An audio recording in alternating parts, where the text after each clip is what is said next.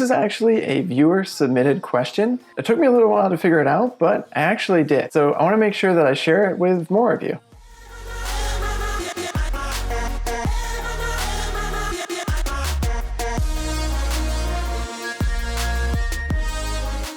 Okay, so here's the situation. You're looking to qualify a lead that has come in, and you have a general idea of how large their company is. So their company might include something like 500 employees or 1,000 employees. And you need to figure out exactly which array that number fits into to allow you to better classify that company. So in this example, a company could actually fit into one of 7 different groups based on its company size. So if it's, say, 1 employee, it is one particular category. If it's 2 to 5, that's the second one. If it's 6 to 50, that's another, and so on and so forth until we get to 1,000 and then over 1,000. So this breaks down, and realistically the question was, can I do this using the lookup table function inside of the Formatter by Zapier utility? The basic answer is, well, no, you can't. Unfortunately, the Formatter by Zapier utility does not support the ability to use arrays when actually trying to compare 2 values. So the way that we were able to solve this instead was by still using the Formatter by Zapier utility, but instead using the spreadsheet-style function, which is a part of the numbers function inside of the Formatter by Zapier utility. All right, so let's take a look at how we were able to get this done.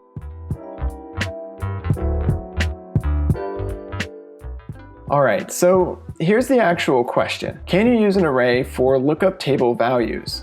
And as you can see here, it doesn't natively support it, but we were able to get some more information about what they were trying to complete. In this case, you can see that we've got these 7 different groups here. We want to map leads from emails into their CRM. All right, so obviously it's difficult considering that the Formatter by Zapier utility does not natively support this function. So instead, well, we did something a little bit more unique. Let's go into Zapier to check that out. All right, here we are.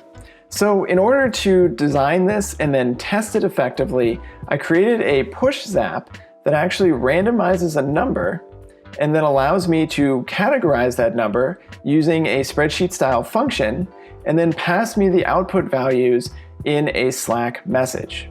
All right. Let's take a look at how this works, and then I'll show it to you in action. First off, we receive a new push. In that case, a push is right up here. So we're gonna push it from right here, and then that'll trigger the zap. And what'll happen next is that we're going to go ahead and generate a random number between 1 and 1,100.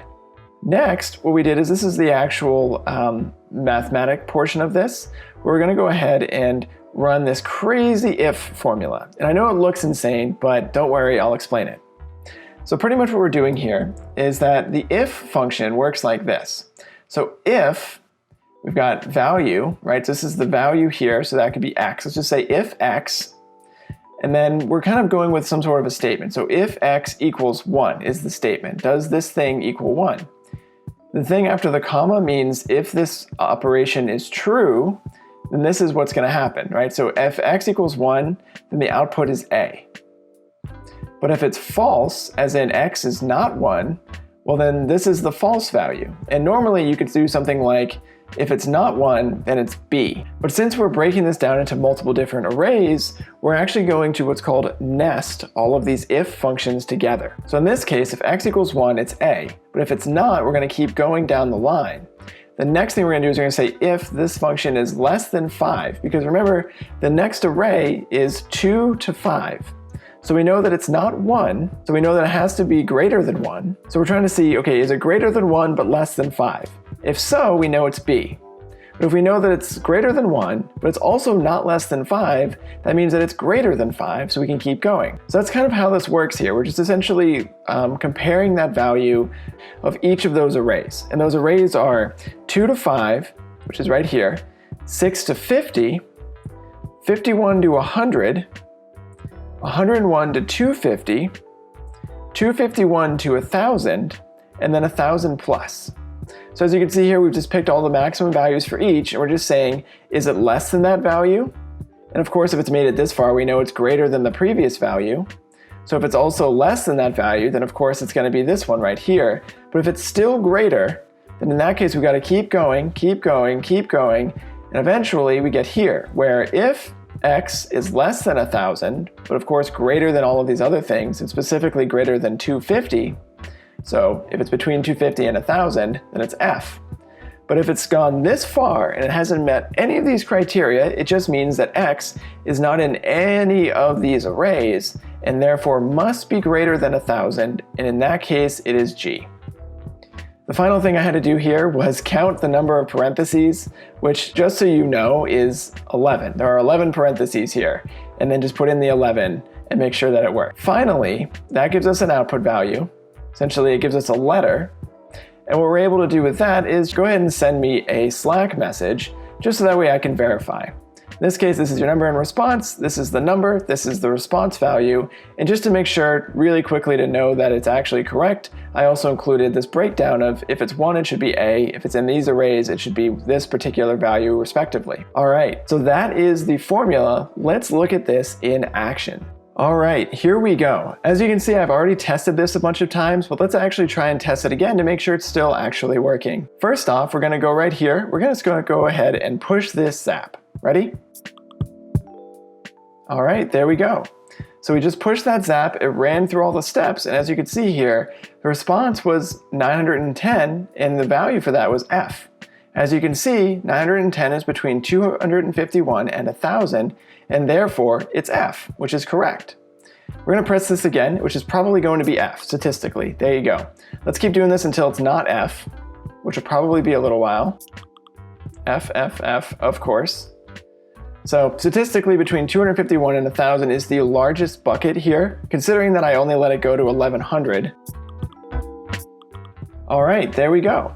So as you can see here, 161 is between 101 and 250, and that response is E. So if we were to continue this, eventually it would hit all of the numbers, including 1, which would be A, but I won't waste your time. All right, so you get the idea. The basic concept here is that instead of using the lookup table, which we would actually need to say 1 equals A, 2 equals this, 3 equals this, 4 all the way through, which would be literally impossible, instead we're able to create this nested if function to realistically do the work for us. So in this case, we've been able to test it. It works great. Obviously, if functions can be a little weird, a little confusing, but once you've built a few, they are definitely pretty easy to work with from that point forward. The thing you need to make sure that you're checking though is the number of parentheses, make sure that you're using all of the different types of brackets and things in the right way, and just make sure that that's set up good to go. But once you've done that, you should be set. All right, so that is how you're able to do an array lookup when you're looking up something inside of Zapier. I hope this is helpful for you. If it was, please subscribe and put a comment down below. Let me know if there's anything else you'd like to see, other complicated sort of situations that you want to learn about or you just want to get an idea of how to do. And of course, thank you so much for watching and have a wonderful day.